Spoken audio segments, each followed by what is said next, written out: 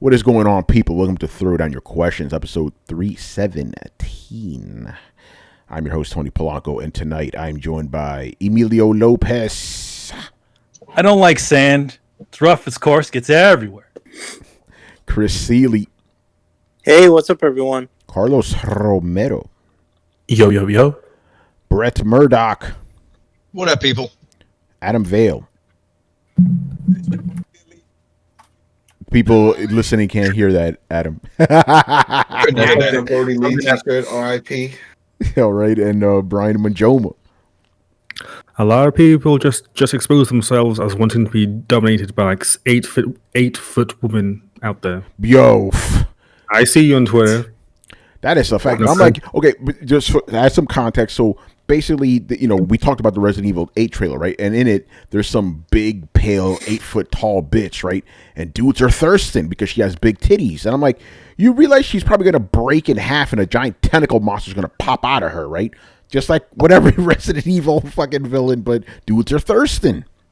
Fucking, I'm like, you see titties and you just go crazy. I mean, they want that snoo. I guess they want the snooze too.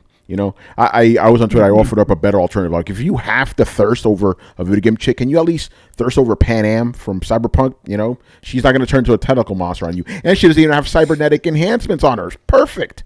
I don't think it's like that. Like, honestly, realistically, there's a very. I don't know why I know this. I know way too much cool, weird shit. People who like visit dominatrix and shit like that, right? Like the Japanese businessman that goes in to be whipped. Yeah. The reason they do that is in the bedroom or whatever, they tend to flip flop from what their personal reality is. So it's like they're in charge all day. They're having to hold the power, and then they meet somebody and go get whipped by a woman and change that dynamic to the complete opposite.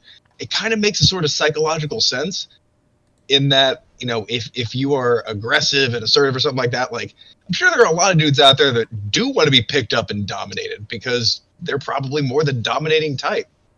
I don't know. A lot of these guys are probably not the dominating type. These nerdy dudes, I think they just want some bitch to beat up on them. That's what I think. Yeah, my thing is like, listen. If that's your kink, they want to be dominated. Yeah, no. Listen, if that's your kink, fine. But I just think it's a little weird. That's all I'm saying. Oh no, it's totally weird. But like, I can see it makes sense. Like, there are tons of guys out there who are into bodybuilder women. Like, it's got to be the same crowd, man. Yeah. They want a woman that could bane them. And, cool, whatever. Hey, listen, I'm not into that type of shit, but if you were into it, go right ahead. I like my women to be womanly, but hey, there was a club called Revolt. I don't know if it's still around, but that's what they offered.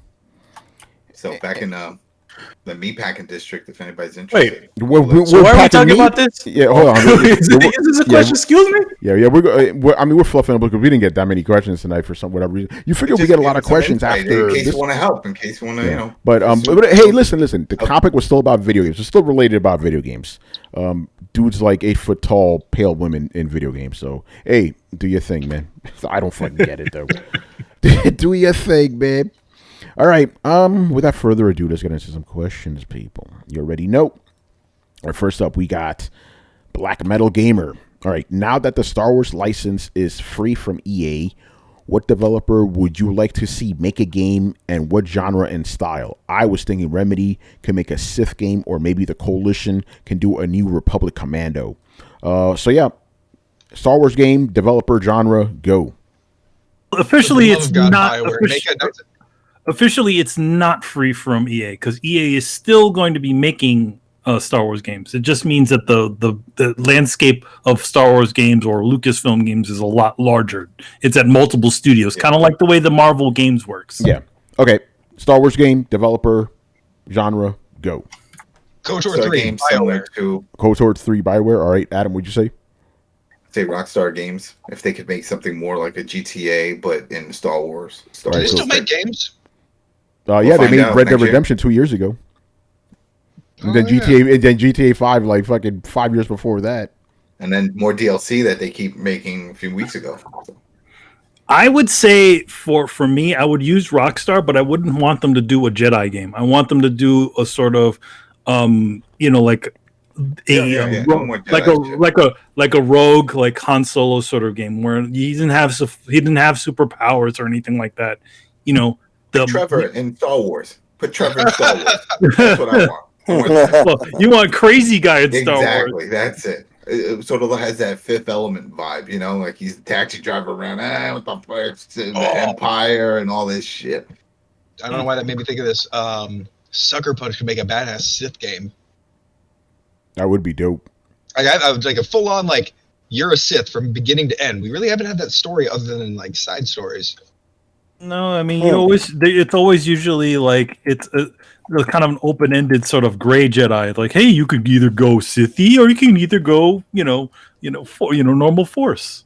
Yeah, but I can see like if their alignment is that way. But like I want to see like, on the Empire side, I want to see like what the stormtrooper barracks and shit look like. I want to see what it's like to take as an apprentice. You know what I'm saying? Like kind of like Star Killer, but flesh the world out a little bit. I've seen all the other side. You want Tag and Big the game? You're re-tagging Big. Oh, Tag and Pink. That was a good comic. I like that. It's a fun comic. Yeah, I'm gonna go with the easy one. I want Naughty Dog to make Star Wars 1313. Oh, you want to make very good choice. Yeah, because remember, Star Wars 1313 was basically an Uncharted game in Star Wars universe, so have the guys who make Uncharted do it. There you go. How far along were they with that? I don't know, but it looked fucking good. It looked good from the E3. Could have been fake. It's like that Cyberpunk 2017. It could have been fake. We'll never know, right? What's up? We'll never know. What's up, Brett? Tony, what message were they high-roading you with in a Star Wars game, though? What happened? What kind of message were they high-roading you with in a Star Wars game? I'm not going to answer that question. Well, I mean, watching the recent... I want the Naughty Dog that makes the Uncharted games. not the Last of Us games. Hey, Brett, if you watch the most recent Star Wars movies, then they kind of fit in. Anyways, I feel like they were made by Naughty Dog. But I would make a fun game, like Platinum making a what's it called, a pod racing game or something like that. I think that'd be pretty cool. This is pod racing. This is pod racing. Nothing is. Are you an angel? I don't care what the game is. Nothing is as fun as throwing things around with your mind. Like in Spider-Man, it's just the swinging. Like, yeah, Spider-Man's awesome. The fucking swinging nails it. I want a Star Wars game. I want to be able to throw shit at people just at random. Well, Brett, you can do. I did that. Oh, I was gonna say psyops. Well, you can make a Valve make a fucking Jedi game, since they have like the gravity gun is kind of like Sith power, like the Force powers. Throwing shit around. Make games. I was just about to say the same thing. Like, well, I mean, you can. That's the fantasy. You can make them make the game. It's a fantasy. It's a fantasy. Yeah. Valve makes so little games. The company that made Left 4 Dead literally had to create a whole new company so that they can continue making Left 4 Dead games. Oh man. Yeah. All right. Carlos, did you go? Actually, no. Chris, you were already talking. Go ahead. I was gonna say I had two ideas. I'd like Blue Point to remake Shadows of the Empire. Ooh. And I would like id to make a sequel to Republic Commandos. I like. Oh. All right. Who made the Republic Commando game? The one with the one during the Episode 1 era. The one where you play the awesome like special soldiers where they go like they keep doing little hand motions. Signs. Adam, yeah. Who made that? Do you remember? I don't remember. Well, you can go and assign people different roles, like your squad. And yeah, I want the squad, but it was first person. That's why I said. Did you finish it? Yeah, I beat it. All right. So it's no spoiler. I mean, it's fucking a decade old, but right at the end, wasn't it weird that it just cut off, like with the Yoda thing? It just cut off as if like there was additional scenes, and they just said, fuck it. I feel like there's supposed to be a sequel that never happened. Yeah, that's probably what it was. You would think it would have sold well because that was the first of its kind like that. Not the first person view, but the fact that you can command a group and then have you guys go to left, go to right, flank around. It was awesome. Well, it was like Ghost Recon with commandos. I love that game, yeah. It was so good. Mm-hmm. Hey, on that note, does anybody else want a Star Wars tactics game? Like why not? Yeah, sure, why not? I take it. That'd be cool. Give it to the evil overlords at Blizzard. Give it to the people who made Gears Tactics. No, give it to the people who made Divinity. Brian, what's their name? Larian? Larian, there we go. Give it to Larian. They'd kill that shit. All right, Carlos. By the way, I already answered this last week. I said Sucker Punch should make a Mandalorian game. That'd be hot. So, that'd be pretty crazy. All right, Brian. I'd say id, but I'd have them do like a Force Unleashed, but one where you can chop off people's arms. Like you have a laser sword that can chop through everything. I want to chop through someone's face. I like the way you think, Brian. Wasn't there a Metal Gear spinoff where you can cut through everything? Yeah, Revengeance. Was it any good? Ooh, No. Trash. You have Platinum do it instead. Torrance liked it. Like they say in Hungary, no bueno. I actually enjoyed it.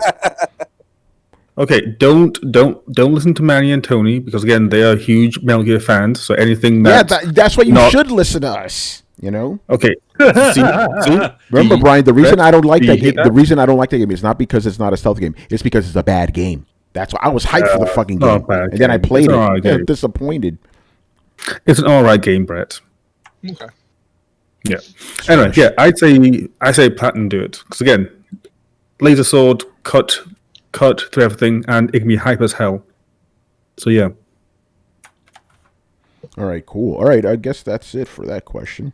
And we'll move on to the next one, also from Black Metal Gamer. And the question is, if Indiana Jones plays like a hybrid of Tomb Raider and Uncharted, what would you like to see to make this game stand out on its own? I was thinking much more melee-focused combat with punches and whips, so it could play like God of War meets Batman, or it could be Mad Max with deeper puzzles and detective-style gameplay.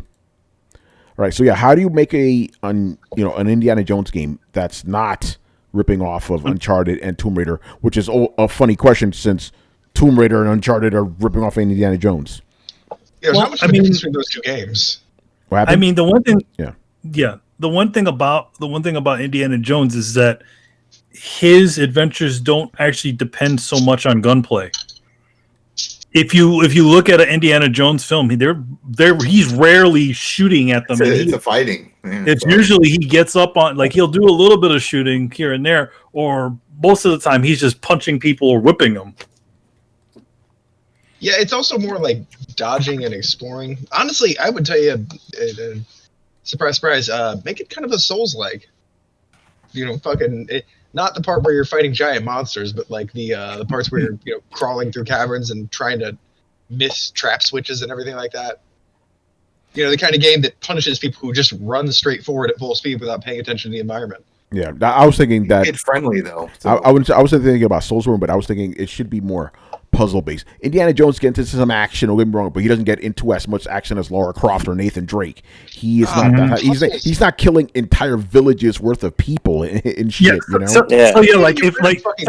If Indiana Jones and the Last Crusade, when they were in in Germany, in an Uncharted game or a Tomb Raider game, literally Indiana Jones would be murdering every single person in the room, in that whole square, and then be like, "Yeah, I did it."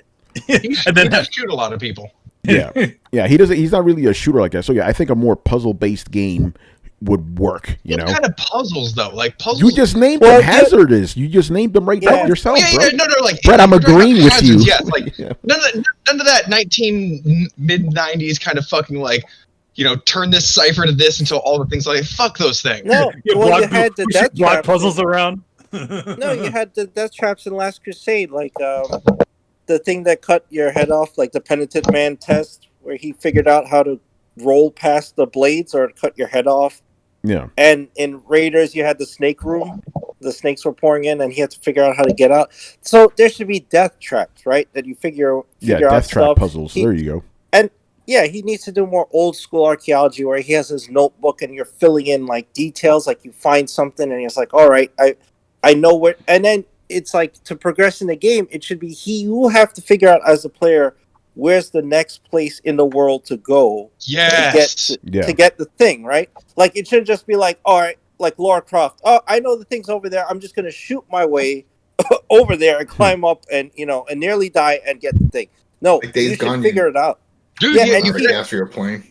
Yeah, you could have to find like it actually in the like no map markers. They give you a clue. You have to kind of figure out the puzzle and then actually get through the jungle where there's fucking snakes, panthers, and shit.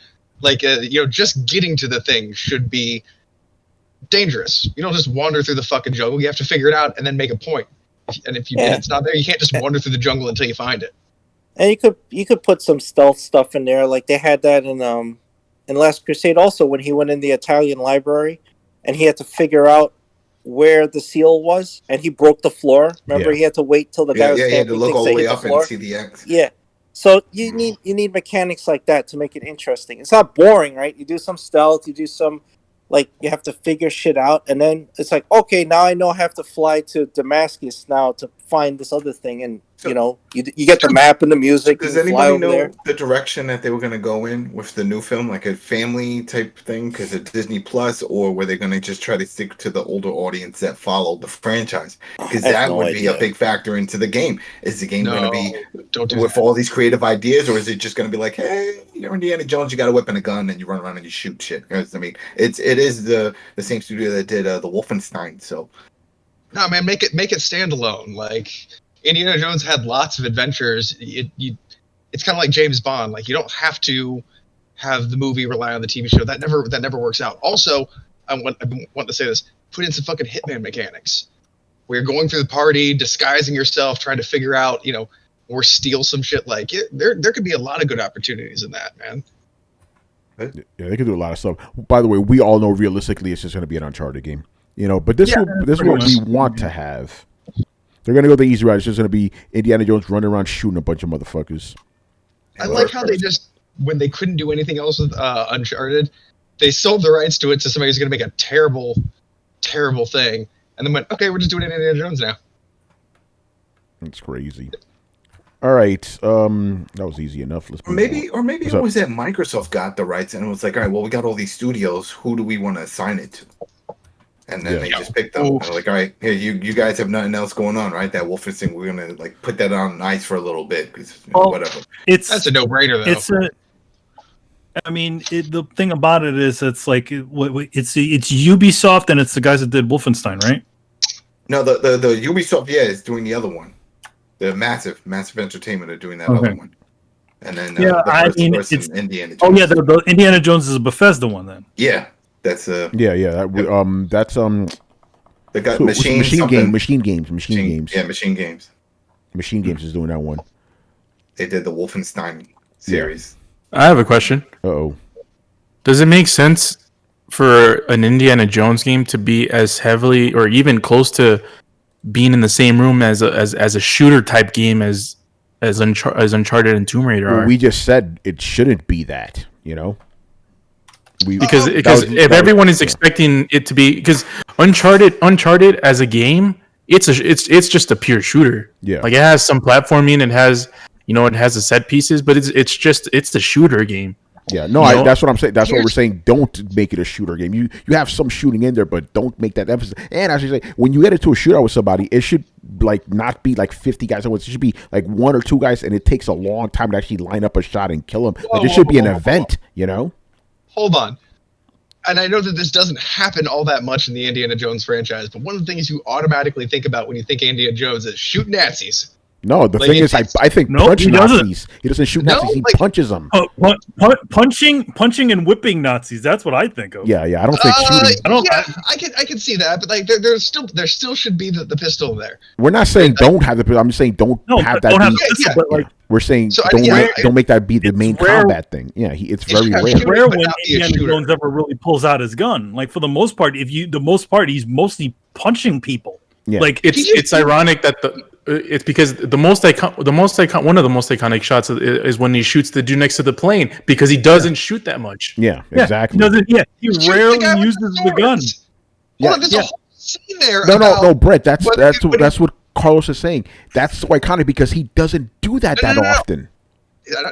I'm not talking about the thing with the plane. I'm talking about when they're in the chasm, the guy comes out with the 2 scimitars makes a big show of like, let's go melee, let's do this. And Indiana Jones pulls out his gun and fucking shoots it. But again, because that's rare, he doesn't do that. He's not gonna fight with a guy with the swords. Think about it. He always has a gun. He always loses his gun in most ways. In every single Indiana Jones movie, he loses his gun. That was the one moment that he actually didn't lose his gun and actually shot somebody. But for the most part, he's jumping on the side of those they have one of those chases and he's jumping on the side of those those trucks and stuff like that. He could have easily just went shot them, and when he went in like what Nathan Drake would do, but he doesn't because he lost his gun. No, I agree with that. I was just making a very deep cut nerd point of the movie definitely shows you his opinion on melee combat versus shooting. Indiana Jones would rather shoot somebody, but you're right. He loses his gun all the time, so maybe he can't, or he doesn't have a whole lot of shots or something like that. Like there should be a gun in there, but yeah, it should be whipping and punching. Yeah, no one's saying there shouldn't be guns, though. Just make that clear. No one's saying there shouldn't be guns. There shouldn't be. It's not like there shouldn't be any guns, but like for the most part, Indiana Jones is lousy with holding guns in general. Like, he always loses some. Yeah, he always loses. By the way, that needs to be an aspect of the game. Like, you think things are going right, something just goes wrong. Because that always happens with Indy. Something always goes wrong, Dude, there's always an escalation of it where just like, something happens and then he loses something or, No, just give it the old Resident Evil treatment. You have 7 bullets and we're not giving you more. Yeah, you could do that too. You could do that so too. Like when you do have to take a shot, you can take a serious shot, but most of the time you can't. Yeah. He usually has a snub nose or a revolver with him. He's only got 6 shots. I mean, he's not like Nathan Drake, where it's like he's literally got like little pouches and shit filled with bullets all over him. Yeah. He's just got those. He's got those 6 shots, and then that's it. Yeah, that would be actually an easy way to do it. Like Indiana Jones doesn't carry a lot of bullets. He's a fucking archaeologist. Exactly. Yeah. People seem to forget that. By the way, all the people in the chat are agreeing with us. Like, yeah, this is not a shooting guy. What isn't Nathan Drake an archaeologist also? Well, he's an action archaeologist. He's also a serial killer. Actually, let's just be honest. Nathan Drake is a fucking thief. He's an orphan and had a lot of problems. Thief. Let's just be real. He's a thief. He's not an archaeologist. Yeah, he's definitely a thief. He's a thief. Who's got some mental issues? Who thinks he's connected to someone that's not happening? Yeah, correct me if I'm wrong. Because usually Indy, he goes to get these things and put them in a museum. Nathan Drake's like, I'm gonna sell this shit for money. Yeah, he's the other guy that Indiana Jones got his hat from. That guy was doing what Nathan Drake does, robbing tombs and selling off the stuff. Yeah. Oh, there you go. The chat's agreeing. It's like, yeah, Nathan Drake's a criminal. Not only does he steal shit, he murders entire villages worth of people. A bunch of people, and then can have a beer with his buddy and joke about it. What's almost worse than that is his complete disregard and disrespect for artifacts. Like that's the thing that always fucking get. He will just destroy. Like he leaves an ancient city like collapsing in on itself. He's like, I got the statue. Like, dude, you just ruined a whole city. We could have learned so much about their culture, but no, you got the fucking statue. Great. Yeah, that's it. The thing that's funny is like only Uncharted 1, he had like he didn't even have a good reason, but his actions actually saved humanity. Yeah. But every other game is just like, nah, I just need an artifact because my last name is Drake. Yeah. Nathan By the way, a modern day Kratos. He officially is the Dude Raider. Yeah, he is the Dude Raider. Yeah. Makes me wonder how they're going to portray him in the movie. By the way, the movies, the movies are iconic for its set pieces. So, like Uncharted, that's one thing that they definitely need to have. Oh yeah, they need to have their set pieces. That train, the whole thing with the train. Yeah, like Indiana Jones, like dude, there'll be the boulder scene. Like Chris knows. I went through this shit in fucking Demon Souls the other day. You didn't fucking call me. Yo, man, we agreed the night before. We're like, all right, Demon Souls tomorrow. I showed up on Friday night. None of you bitches did. On Friday, we were there. What are you talking about? We were over there. We stayed there late too. We were all there on Friday. You showed up on Saturday night, Brett. And then we saw the message. And the country club. Whoa. Who remembered this shit? Somebody dropped the ball. No, Adam, what about you? Why'd you leave the chat, though, bro? What's up with that? I was never in the What are you talking about? I had to add your ass back. Let's go right now, son. I'm hanging out. And then sent me a screenshot, and I'm like, shit, I'm not even near my damn console. No, you left. It said right there, Adam left the chat. I'm like, what the fuck? When did I enter? I added you, or Manny added you. And remember, we've even talked in the chat. You've been in there. Yeah, but that's what I'm saying. For this, I don't remember going in. No, I'm talking about in general, Adam. I'm not talking about that. I'm talking about in general. You left the chat. You're saying it. So I don't know. I don't even. I don't even know. You had one of your rangers. You got mad. You're like, screw the world, screw Throwdown. I'm leaving. I guess because I was not even on it, and then I get that message with the screenshot. I'm over here watching a really cool Western movie with Tom Hanks. Pretty good. Go watch it. Yeah. And I'm like, what the hell is he talking about? Yeah, because you left the chat. By the way, I figured out. I was like, Adam left there. He probably doesn't even know why. Or it just how do you even do it? How do you leave the chat? Yeah, okay. Then you have to like go through the some fact steps. that you asked me that lets me know that it was just a fucking crazy Adam glitch. Yeah, by the way. No, not even. Yeah, because remember, was it the week before? Remember the whole our private chat for this show got deleted. I got booted out. Remember, and I said I need you to send me a link because it's gone, and you had to resend me a link. Adam issues, man. All right, I'm just busting your chops, man. It don't matter. You're back. Yeah, I don't know. That was weird. Yeah. All right, let's move on. Good stuff with the Indiana Jones. Do I even have the next question ready? Maybe I don't. Yes, I do. Oh, here we go. Another Star Wars question, people. This one is from Mob Hits. I'm just gonna ask the question as he asked it, and I'm gonna make a statement. People have been asking for a sequel or remake of KOTOR, Knights of the Old Republic. What would happen if Microsoft locked it down as an Xbox exclusive? They'd go crazy on Twitter. Listen, Mob Hits, I love you, brother, but this question is kind of stupid. Like, what would happen? Like, what? Like, motherfuckers would go crazy. That's what would happen. Okay, here's a weird thing. Like, I've been seeing, and this might be a good opportunity to talk about with you guys. It seems to have become the standard in the gaming industry to, like, everybody now knows that Microsoft is sharking for studios. So there are people out there who are like, I would absolutely love to work with Microsoft and make exclusives. I've heard this more than once. Well, we got a question about that tonight, actually. Okay, well, I'll save some of them. But yeah, I think it would be one of those, and I don't honestly think like the world has gone to, instead of being scooped up by EA, you're going to get scooped up by Microsoft, and they're going to funnel money at you instead of dig you out from the core. Probably. Yeah. So, Mob Hits, just to make this question workable for us on the show, I'm going to just rephrase it. Can Microsoft get KOTOR 3 as an exclusive, and how would they do it? Because KOTOR, that's a BioWare game. So can they get a single game as an exclusive? Yeah, because they have money. They could definitely do that. Yeah, if BioWare doesn't do Dragon's Age, I know what I said. Doesn't do well with Dragon's Age. It's very possible that Microsoft may swoop in and buy them out. And it's not even about buying out. They could still do one exclusive. Like, Microsoft pays EA a bunch of money. Like, yo, we're gonna make this game exclusive on Xbox. They could do it. EA would be like, fine, because EA owns BioWare. We're all sitting here acting like BioWare isn't on its deathbed. They're getting close, but I'm saying they don't need to be on their deathbed for KOTOR to be an exclusive on Xbox. That's what I'm saying. They don't need to be on their death. Does BioWare even own the rights to, like, the Old Republic? That was my question. Ooh. Yeah. Is there anyone we give a shit about? It's still with BioWare. That's the whole thing. Like, who else? We know technically, technically, anybody can make KOTOR 3. Yeah, well, I mean, BioWare didn't even make KOTOR 2. Yeah, so okay, never mind then. We don't even have BioWare in the factor. So yeah, Lucasfilm Games could decide. Yeah, KOTOR 3 is exclusive on Xbox, developed by whatever random company. They could do that easily. To be honest, the if anybody's jockeying for the position, theoretically, a lot of the people who made the original KOTOR are probably not working at BioWare anymore. No, it'd be made by different people. Yeah. Still made by different people. They could easily come together and be like, okay, we're the original creators of KOTOR, and we're coming together to do this. Yeah. If Microsoft felt it would be worth it for them, they could do that easily. They got money, as they've proven. With buying ZeniMax. Yeah, it's not an. Yeah, go ahead.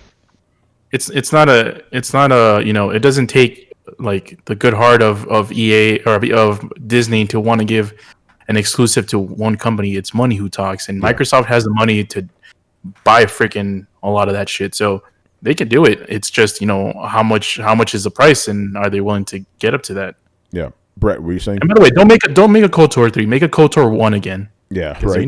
Yeah, but by the way, that's actually part of the question. Like, should it be a remake or a reboot or sequel? It's going to be whatever Massive Entertainment's doing because they're going to build it off of the Division. So it's going to be just like that. Please don't give. For the love of God, do not give KOTOR to Massive Games, man. Screw that shit. So, I mean, it's going to happen. They can't make story-based games to save their life, man. We're going to get weapon buffers every other week. That's just how it's going to be. We're gonna have rage every month. Have, the voice of God rage quit on that one to your mom. Fuck this game. Brett, what were you saying, man? Oh, I forget now. Oh well, whatever. All right. After all that, yeah, I'm not remembering shit. Yep. All right, let's move on, man. Next up, also Mob Hits, right? Should Microsoft make an exclusive deal with Itagaki's new studio in the same way Sony signed an exclusivity deal with Kojima Productions? A little bit of context for you guys, right? So today, Itagaki, I don't know his first name, Tomo, I don't know. So the creator of Dead or Alive, right? He was asked if he would like to make work with Xbox exclusively. Like, yeah, I'd love to. He has a past. He does not like Sony. He does not like Sony. So yeah, I could totally see that happen. But the question is, should? Yes, because Microsoft needs more exclusives. Do it. You know, although let's just be honest here, because people are like, yeah, this is gonna be amazing, man. Itagaki. I'm like, hey, you know, you realize that the last game he put out, what the fuck was it? Dead something? Didn't really do that well. Like, people are just remembering the heyday of Ninja Gaiden and fucking Dead or Alive. That Itagaki doesn't exist anymore. So, it's about money and resources. If Microsoft says, hey, listen, we're going to put you in charge of Studio XYZ over there, and we're throwing this X amount of money, maybe he can, do wonders. Who knows? I don't know.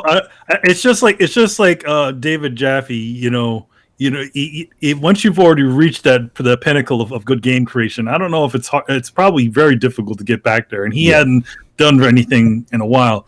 That's like giving him Cliffy B and Itagaki are all kind of they're kind of past they're past their what is it? They're past their expiration date right now. They might be, dude. The old hats that Nintendo managed to put together Breath of the Wild. So I'm not completely convinced that you can't have a second hurrah, and I think it has a lot to do with. It's not officially the old. But hats Zelda games haven't fallen off yet. No. What, Zelda games? Yeah, Brett, Zelda games haven't fallen off yet. Itagaki did fall off. That's the difference. Dude, really? Like, we don't want to Ninja Gaiden anymore? No. The last game he did was a Ninja Gaiden. No, they're not going to put him on a stupid third-party game. They're going to oversee him and have him do a big title if they do anything. I mean, we're talking about Microsoft has money, but they're not stupid with it. Well, that's I don't know about that. You're acting like Itagaki's a household name here. Yeah, I'm like, dude, like Itagaki ain't like that. Ninja Gaiden is, and Dead or Alive is, and you can say from the creators of Super Easy. Yeah, no, you can, but I'm saying you can't be putting so much bank on Itagaki when he hasn't been really producing that much in the last 10 years. I'm not putting a lot of stock into him. What I was trying to say was, will you let me finish the second half of the fucking thought? Yes, sir. Go ahead. Hurry up already. Hurry up. Get to your thought already. Let him finish. Go ahead, Brett. We've seen Microsoft buy studio after studio after studio, and we haven't really heard much. And that is, yes, a thing that people argue about, but there's a facet to that people need to pay attention to. Microsoft is not rushing out games. They're not just throwing money and throwing a bunch of people in a room and get this out in fucking 6 months. We haven't heard much, which says to me that what Microsoft is doing is they're letting the games build slowly and correctly the way that they should. They're not crunching their studios. So have we heard of a big wave of awesome Microsoft games yet? No. I think we're going to at least get somewhat of one. And if they do take studios and fund them well and give them time, that's how a lot of people come up with their best work. And people like this, people who used to be big hats, I guarantee you he has something in the pocket that he's been thinking about. He's just stuck it in his back pocket over the last fucking decade that he's been wanting to do. Like, and I'm not saying it's going to be the next big fucking thing, but I mean, you act like this is a rare, like, people work for a studio for 10 years and then go somewhere else. I don't think that there's a prime that you hit in your young age on something like creativity. Manny, do you think that you've passed your prime in creativity because you're older than 30? Well, no, it has nothing to do with creativity. It has to do with connection to your audience. And I feel like guys like David Jaffe and Cliffy B and also Itagaki have lost that because they've not evolved anymore. You know what I mean? Yeah, I'm sure they don't have any shortage of things that they can be creative in, but will they hit an audience, a modern audience? Well, those ideas resonate. Yeah. Yeah, will they resonate? Okay. And on that note, like, do I want to step back 5-10 years of video games? Kind of, yeah. I'm not necessarily. I don't know if all of us are super happy with the direction this game go. I could go with a '90s extreme fuck yeah, let's do this. I don't give a shit type of game at this point. I'm sick of games wanting to win fucking Oscars. Yeah, but the thing is, he's the guy that came up with Ninja Gaiden. Like, let's take Ninja and push it as far as it can humanly go, and then a little bit farther. He made Dead or Alive. He's like, let's make a fighting game where the boobs have their own physics engine. He's a weird dude that throws in weird ideas, and I would actually personally like that approach. I mean, now I'm drifting into definitely like here's my personal opinion, and I'm not even gonna get into that with Tony. But like, yeah, personally, I think I could go for some throwback type gaming. I could go for some, let's just have fun because fuck yeah. Instead of, let's depress the shit out of you so that I can make a good point. Or, like, let's all try and fucking make a game that heralds gay people. Like, that's fine. But, like, it should be a whole game. Like, the amount of high-roading and virtue signaling has gotten in the way of good storytelling. I'm not super thrilled with that. So let me ask you this: you're complaining about storytelling, so you're going for the Dead or Alive guy. Yeah, I'm saying I don't necessarily want story in every game that I play. Sometimes I just want it to be fun. Sometimes I just like, oh, it's a ninja. Oh, well, what kind of ninja? What clan? What historical background do they have? None. He's a fucking ninja. Watch him decapitate this guy. Like, yeah, I could go for some of that type of gaming. I feel like a lot of Japanese games are a little bit more on the sort of, okay, it's a game, sort of realm, where as opposed to like a lot of the Western stuff, it's all about these higher thoughts, Oh, definitely. And I don't mind those games sometimes, but like I feel like we've diminished in the hey, let's have some fun type of game. Well, not yet. I do agree. Not every game needs to be this life-changing statement. Sometimes you just want to be a ninja that just blows the hell out of everything, right? Sometimes you want to be a ninja and fight a helicopter. Exactly. Yeah. But I agree with Manny. I think this guy, he's done. Like his ideas just don't. Listen, Devil's Third. Let me finish. Devil's Third didn't resonate with anybody. The guy has not put out a hit game in over 10 years. So I'm like, I don't know if you want to exactly bank on this guy. Yeah, maybe he'll make a dope ass Ninja Gaiden throwback. Who gives a fuck about Ninja Gaiden anymore? No one cares. That are alive. Like they'd rather play Mortal Kombat instead. So I would think the best if he were to come back, he has to sort of earn his stripes yet again. I feel like you're not going to give this guy a Kojima budget for no. You're going to give him a little bit of a, kind of a prove your worth to me sort of amount of money. No, yeah, I completely agree, but I think he's in the middle. I don't know if he's you have to start from the fucking middle or from the beginning again. But yeah, of course he's gonna prove himself. But like, when was the last time BioWare actually released a good game? Yeah, they're on the chopping block too. I know, and that's what I'm saying. But we don't discount BioWare offhand. We kind of are. We kind of are. Okay. So let me say it this way: he's at about the same level as BioWare, cautiously optimistic. And Tony, I want to hear it from you. Wouldn't you like games to go back 5-10 years? Wouldn't you like some of that old school gaming flavor?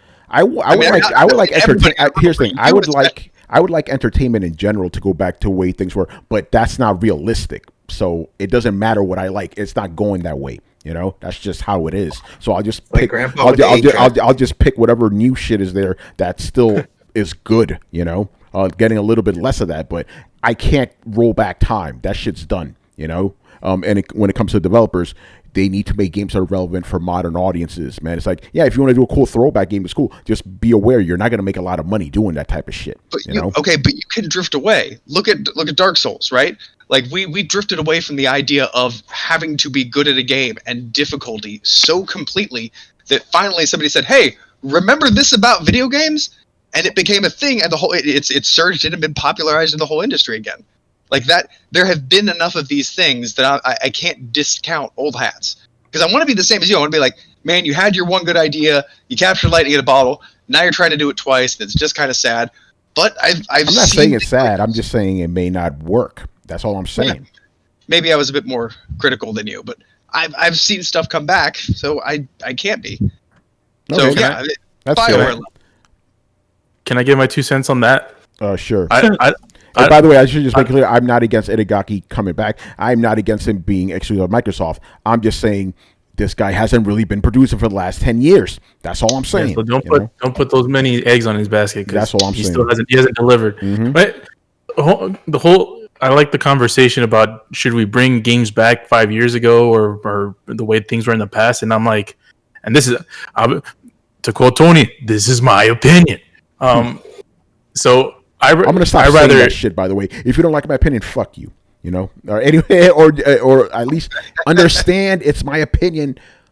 Again, I'm sorry, Carlos, to cut you off. I'm done with that shit saying IMO, in my opinion, personally. Fuck all that. If you don't understand that, if it's coming out of my mouth, it's my fucking opinion. It's not anybody else's, you know? Anyway, go on, bro, Carlos. I don't want video games to go back 5 years. I don't want video games to go back 10 years.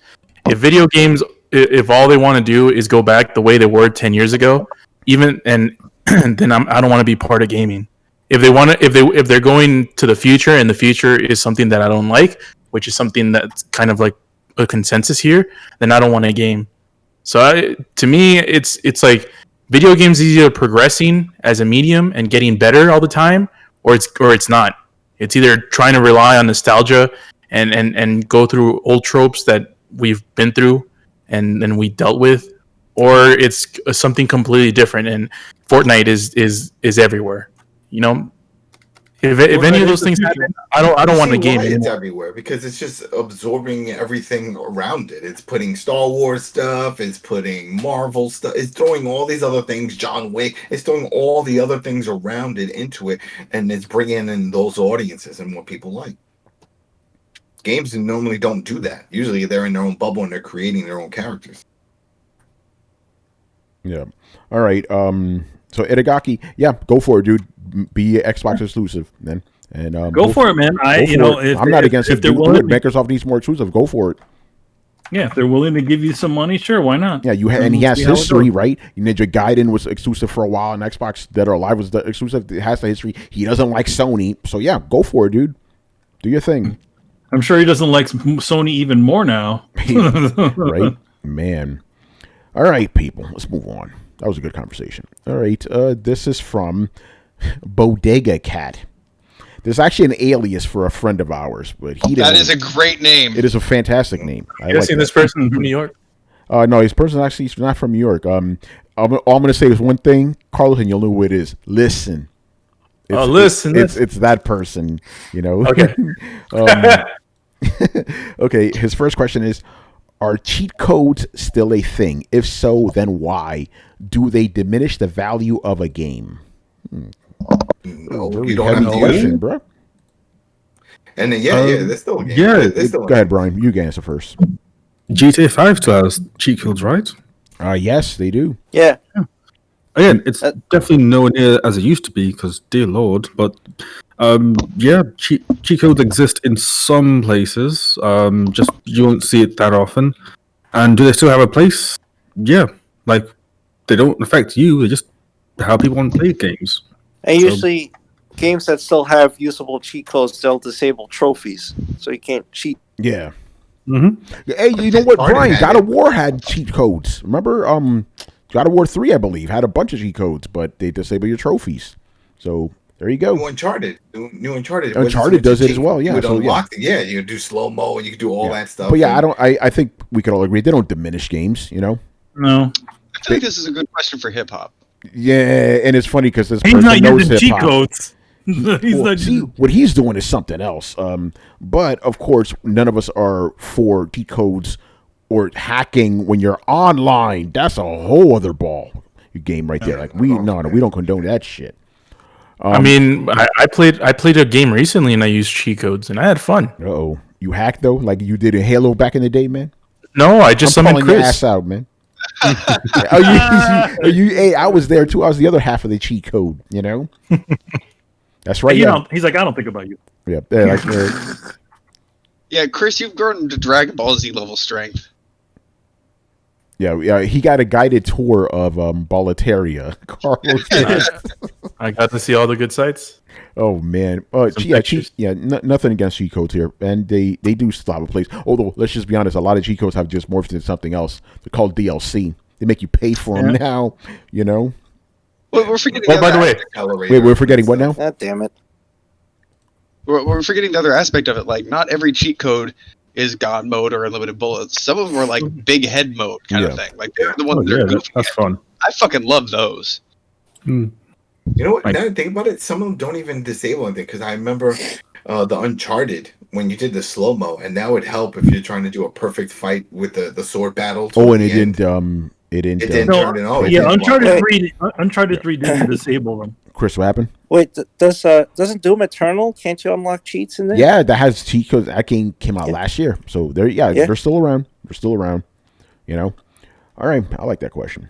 Okay, and this next one, also from Bodega Cat, is an interesting one. Okay, if you pay $60 to $70 for a game and play it casually, are you getting your money's worth? Are you seeing your investment? That depends on you. Exactly. Depends on the person, bro. I just brought that up. Remember? I was just talking about that with the NHL. All right, Brett, I hear you back there.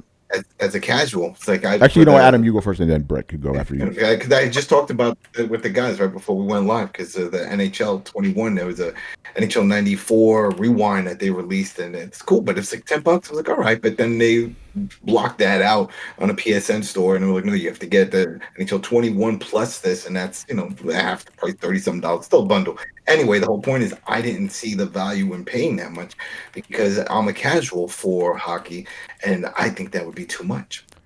I was like, this just doesn't make sense. So if you say $70, that's definitely no. For me, I would not see that as a good decision to make if I'm just going to put maybe an hour to a week. That's a waste. Yeah, Brett, what were you saying? I mean, he didn't say how long you're casually playing the game for. Like, if you spend $70, you get the next Elder Scrolls and casually play it for the next 7 to 10 years, yeah, you're totally getting your money's worth. If you're playing Call of Duty, or if you pick up a Call of Duty and you play it casually, not so much, because there's going to be a new Call of Duty next year. You're going to have to keep paying that. But yeah, there's tons of fucking games. Red Dead, if you paid $70 for that and casually played it, you'd still be in the story mission, maybe a third of the way through if you're fucking lucky. You'll forget, though. That's the thing. If you're casual with those heavy story-based games, at least for me, I forget, and I don't know what the hell I'm doing, and that pisses me off. There are also casual gamers that only play an hour or two a week. Like, they may kind of forget some stuff, which is why they've done more journals and fucking waypoints recently. But they don't really play multiple games. Like like take GTA, right? Somebody may casually play GTA and have been playing GTA for the last 10 years. They're playing the online mode. They haven't really bought anything. They've just been kind of dicking around. So, and I know plenty of people that have that.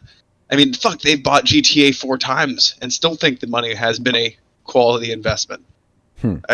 Some of us are here on this. This is true. Right now. We keep playing it. I'm raising my hand right now. I bought that motherfucker 4 times. Have you played it hardcore ever? Oh yeah, remember back in the day when it first came out, I played that shit like a motherfucker. I mean, after the story, like after you banged through the story, you went hardcore, and then you started casually playing it. How long have you been casually playing it? What are you talking about, dude? When you and I put like hundreds of hours into online mode after that shit came out, remember? Me, you, and Rachel, we went ham in that shit. Yeah, dude, we kept going back, and that's the thing. Like, we drift away, and then we kind of come back, and then drift away, we buy another copy, and then... We did not play it casually. No. Okay, let me rephrase that. You bought the first copy and got most of your hardcore playing out of your system. By the time you bought your second copy, you were mostly playing casually, I think. I think agree with that, yes. So you've bought 3 copies of GTA while playing casually. Yes. Do you think your money's been worth it? Hell yeah, because I've been having fun as a motherfucker. Yeah. So yeah. That's not a first timer.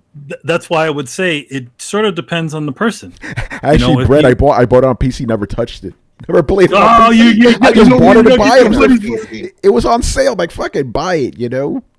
So, like, I'm gonna say this. Like, it really sort of depends on whether how much time did you want to invest in the title. I've bought games where they were not super long games, but I continued to play them and squeeze as much out of it as I could, and I always felt like I got my sort of money's worth.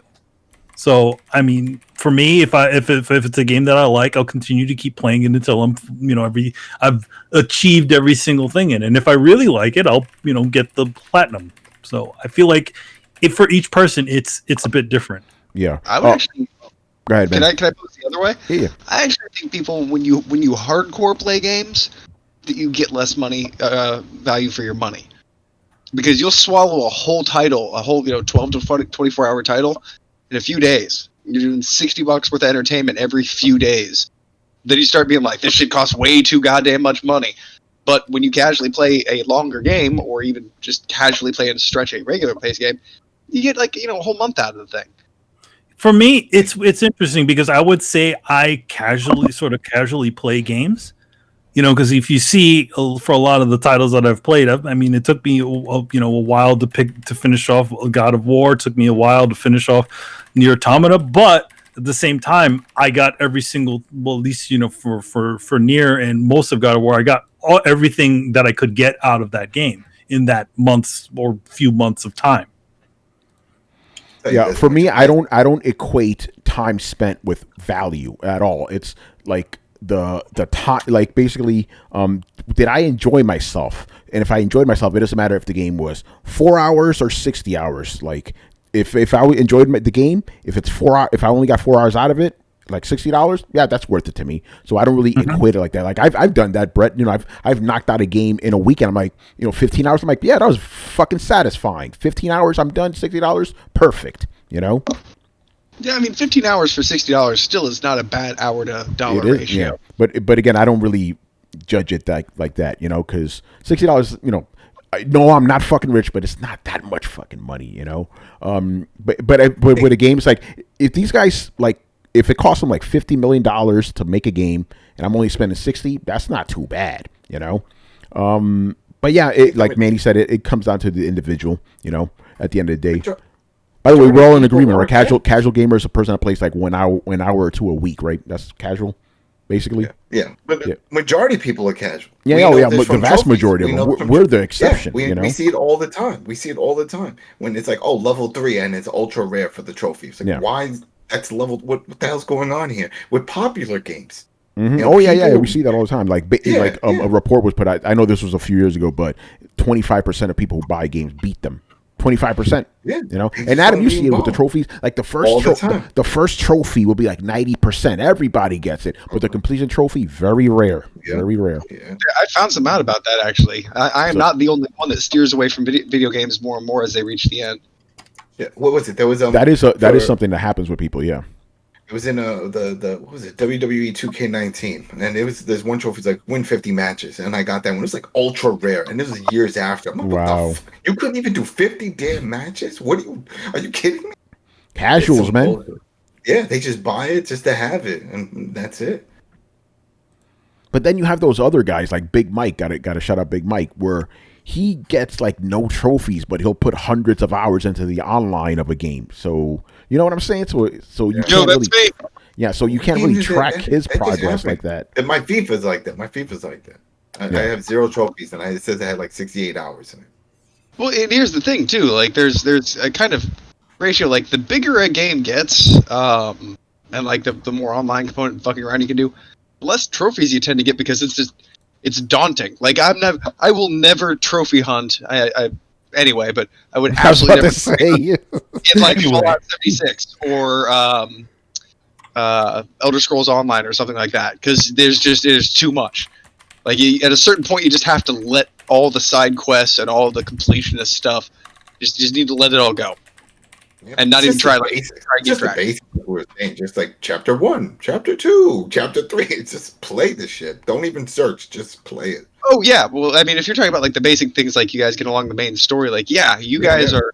I mean, we're part of a gaming podcast. We're going to be on the front of the wave, no matter even the casuals among us, like Manny and I'm casual sometimes I'm hardcore. Yeah, I'm sorry, Brent. I'm sorry. Manny's the casual guy. He gets a platinum for every game he plays. That's my point.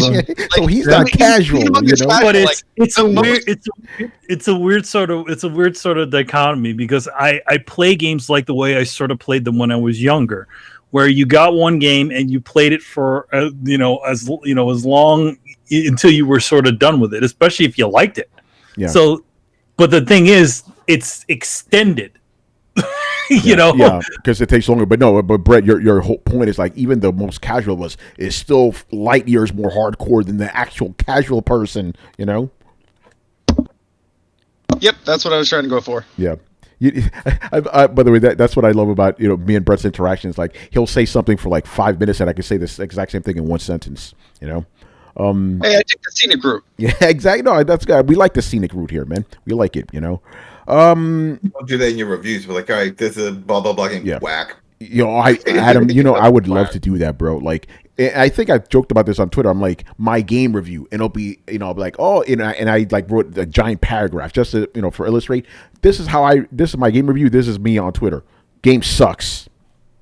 Like I don't even. By the way, does anybody in here do Amazon reviews? I stay away from it. It's like, no, I do this shit for a living. I am not about to do this on my off the clock. Fuck that. You get 5 stars and I'm moving on. On other sites, I'll do reviews. I do them on eBay. Yeah, I don't do that shit because there's a lot of shady sellers out there. So if I find good ones, I like to just point out that hey, the quality got it on time. They're legit. Man, I would. Well, and they also leave reviews on used. So it's like a two step. Yeah. I just give it stars and move on. I'm like, I am not trying to write a review. Steam does that. Do you recommend this game to your friends? Yes, I click thumbs up. Would you like to write a review? Fuck no. I just leave a link to whatever review I did for the game. Go to PC Bag, motherfucker. All right, let's move on. That was a good topic. All right. Oh no, I don't have my Chiron ready. But yeah. Manny, I agree with you. It's all to the person, The people. All right, so now we got a question from Upper Room AK, who's also joining us tonight in the chat. What is going on? Whoa. Brother. Appreciate the support, as always, from you and all the other fans of the Throwdowns. So let's get to your question. First up, okay, do you guys have any guesses on when Sony will drop the firmware update to allow SSDs to be added to the PlayStation 5? I don't know about you guys' library, but memory is scarce over here. I'm guessing your Upper Room AK, since you're in there, you're talking about internal hard drives, right? Because they have externals available. So I'm guessing internal, when are you going to add a firmware update for that? Yeah, well, the internals are the only ones that are barred from being used because of the firmware stuff. Okay, he said, internals. My answer, who the fuck knows? I don't know, bro. I honestly don't know. I couldn't hazard a guess. Your guess is as good as mine. Hopefully this year. Hopefully, because I'm already like deleting shit like crazy. I'm like, damn, I can't fucking fit annoying. Nothing. So fucking annoying. I'm already there, bro. So you're not the only one. I'm already there. I think it's gonna be this year. Yeah, I hope. Fingers crossed. Fuck. Because we're already getting hard drives that are on SSDs that are up to speed with the PlayStation 1. I think the Samsung one that came out, the up to speed with the PlayStation Pro 1. What you talking about, man? What? You said it's up to speed with this PlayStation 1. Oh shit! It's up to speed with the PlayStation 5 one. Yeah. Which was at 5.5 gigabytes per second. I think Samsung has done an SSD that's on retail right now that I think is even better than that. And I'm pretty sure we're going to get a plethora of them, those 4.0 gen SSDs in the market. So I'm pretty sure we'll get that compatibility this year. I think for sure. All right, so this year, what about the rest of you guys? That's a good question. Late this year? All right, Brian? I actually have no idea. I don't know. I really have no idea. The only thing I can think that would indicate is if maybe PlayStation is doing a deal with one of the manufacturers to make like a PlayStation 5 certified one. Like, hey, this one is certified by Sony themselves to use on the PS5. So maybe that's what they're waiting for. But yeah, I actually have no idea when. I can't even guess. Hey, dude, no. Chris, you have any guesses, man? I'd say it'd have to be before on or around Q3 this year, because you have a bunch of PS5 exclusive launch titles coming. They're all going to be huge. You have large file sizes. I don't see why Sony can't get this done before the end of the year. So I would say probably Q3 this year. They'll probably have it done. All right.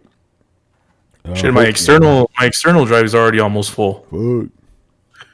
Say pre-orders for it, and that's when they'll lead up. So that way, everyone will have it when it's time, and then we're like, all right, follow up update tomorrow. Yeah. Follow up question: how much you think that motherfucker's gonna cost? A whole lot of money. $200. It's gonna cost your ass. $200? Yeah, that sounds about right. For 1 terabyte. 1 terabyte. It's gonna cost as much as their console. Yeah. Too bad Sony doesn't do the G.I. Joe proof of purchase little labels so you can mail in and get a discount and shit. Yo, I just hope it's an actual full terabyte. You know what I'm saying? Like, not that bullshit. Yeah, come on, son. Fuck out of here. We don't need to add another 500 gigs. That's formatted at 300. Yeah. Like, what is it? PlayStation has, what, 600 fucking gigs, basically? 620, man. Yeah, come on, bro. Whack. Does Xbox have their solid state solution out? Yeah, it's called that little fucking dongle or whatever the fuck it is. Yeah, you just buy those Seagates. No, but they have an official one too, don't they, Carlos? Like an actual Microsoft one, don't they? Or my buddy? It's not made by Microsoft. It's a collaboration with Seagate. So they have. Yeah, I'm like, I could have sworn I showed that shit off in the unboxing video. I'm like, yo, look at this little motherfucker right here. You know, it's a proprietary one. Yeah, that's but what I'm saying. Yeah. All right, Seagate. Seagate's good stuff, man. Mm-hmm. All right, people. Moving on. I have a question. Excuse me? I have a question. Question within a question. How you gonna have a question within a question, man? It's Inception right now. Yo, man, we doing we doing fucking. We doing Tenet, man. We going Tenet, man. Yo, man, you gotta see that backwards though. If we're going Tenet, you know. So, making me nervous. Question. Why is it?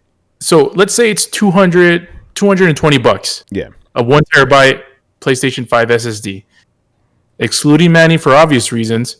Who's gonna get it day one? Fuck. You know why I said fuck, right?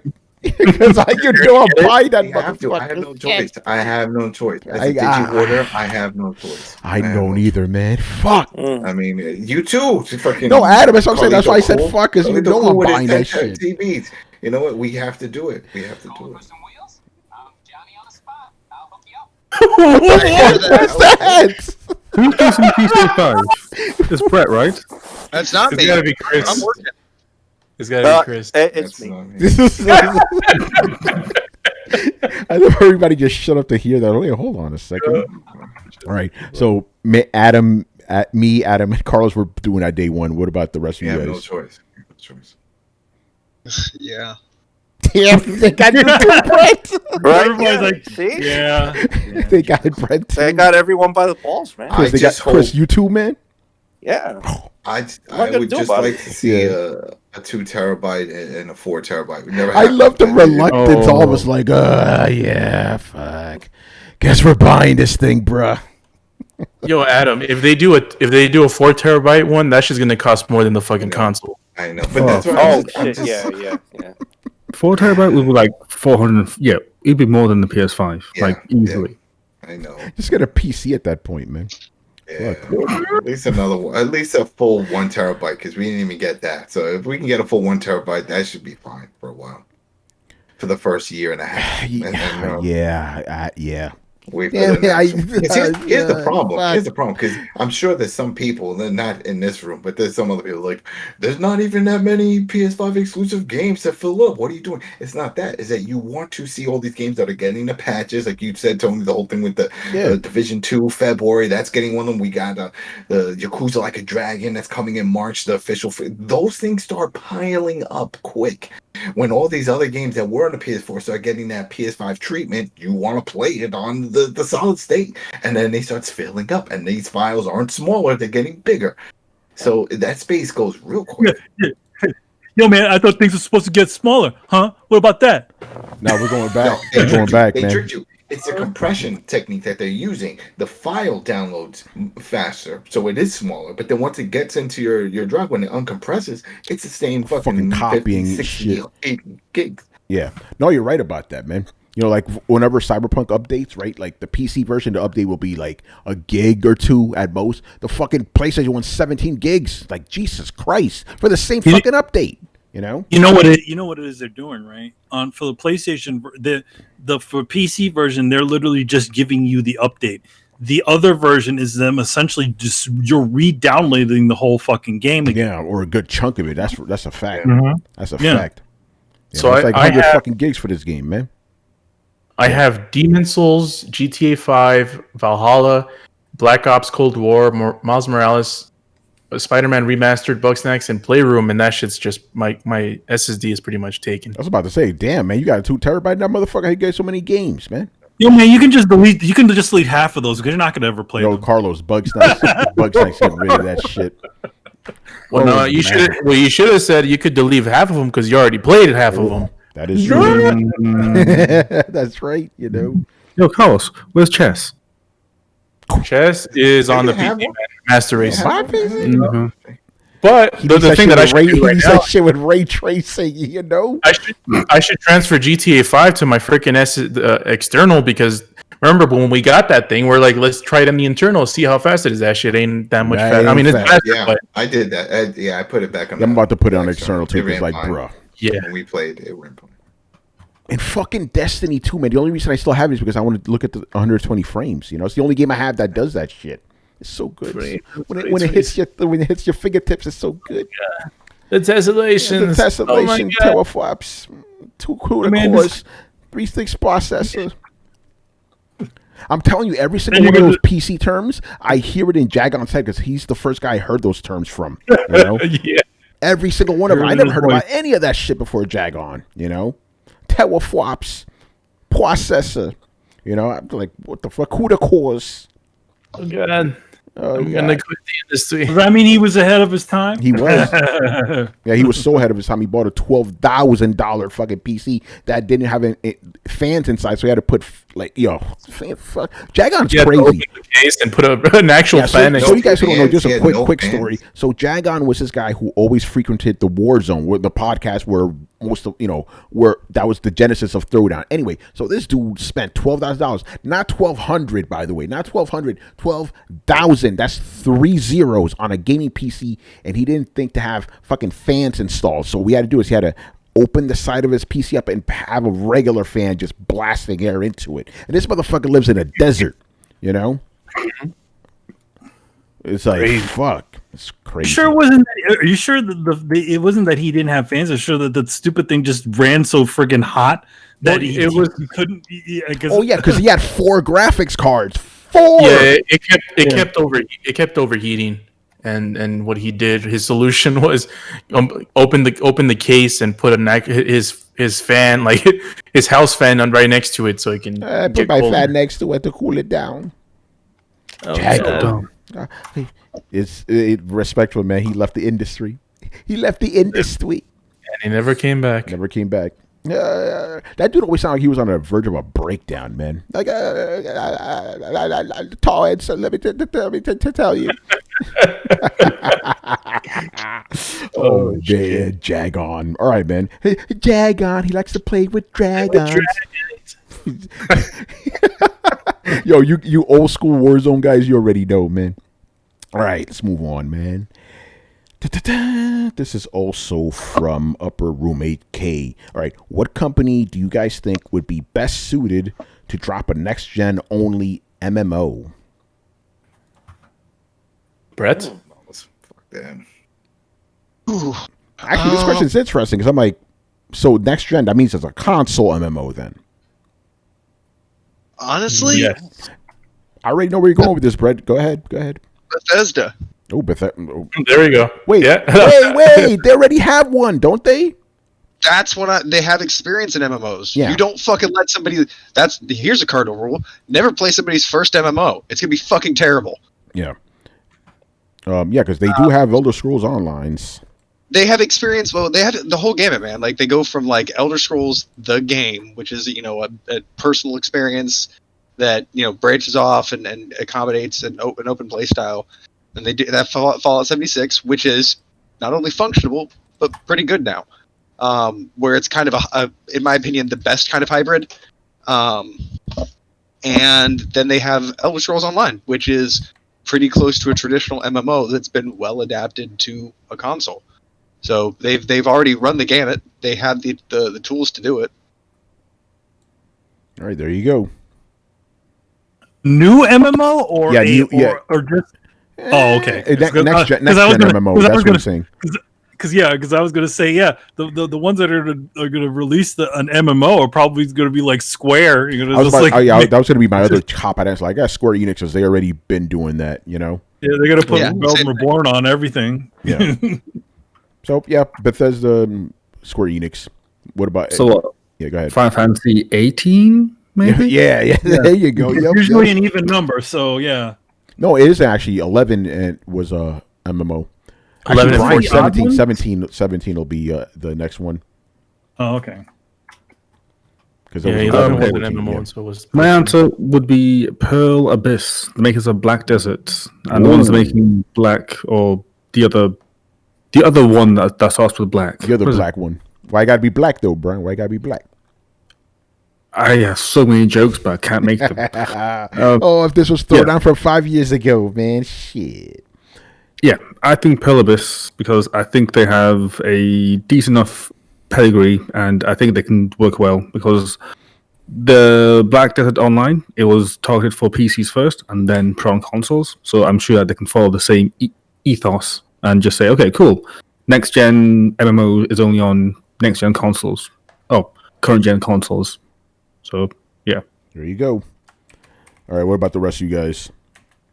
Next-gen MMOs, consoles. Man, I don't have a good answer. I think Blizzard. Nah, fuck Blizzard. I mean, Blizzard doesn't even have World of Warcraft on there. I have a phone, that's why. Oh, shit. You have a phone. Oh, man. All right. Well, go ahead, well, Brian. they're doing Diablo 4, right? So, doesn't it make sense that that's coming to consoles as well, since Diablo 3 was on consoles eventually? I agree. But Diablo isn't an MMO. Yeah, that is true. So, what is Diablo again? It's a dungeon crawler. It's a top dungeon crawler, top-down dungeon crawler. Yeah. Asymmetrical. There's a multiplayer though. There's I think 4 players. Yeah, they got MP in that shit. All right, cool. Let's move on, man. Next up, we got our boy, Mr. Fergus Mills. All right, who's actually joining us in the chat tonight. But here's the thing, Fergus. 2 of your questions we've already answered before, bruh. But, and this is my little chance to apologize to you, I forgot to ask one of your questions last week, so we're going to ask it now. By the way, the questions he asked, what are some games you would like to see get a next-gen upgrade? We've answered that before. And he asked, this one's a perennial fucking question. Everybody seems to ask us this eventually. What games made you teary-eyed? We've answered that a bunch of times, so refer back to those episodes. So this question is, what are some games with secondary main characters that are better than the main playable character? Tess, Last of Us. Oh, shit. I'm just throwing it out there. I like Tess. I don't care. Joel can go die. Oh, well... Yeah, you know what? I shouldn't be using that language. That language is not, suitable for the current age, so Joel can go be sidelined somewhere, because again, I really didn't like him. I like Tess, like the whole game. I was like, yeah, Tess is right. Joel, what are you doing? Tess is right, and then Tess does the thing. Talk about her in the sequel. Oh, you could spoil the first game all you want. That shit's old. Yeah, and then Tess gets killed off. I'm like, yeah, fuck this game. Don't care anymore. Damn. Best girl's dead. Don't care anymore.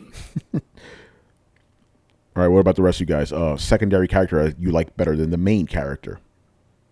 I have an answer, even though it hurts me a little bit. Because I love me, the main character. I'm not diminishing the main character. I love the main character.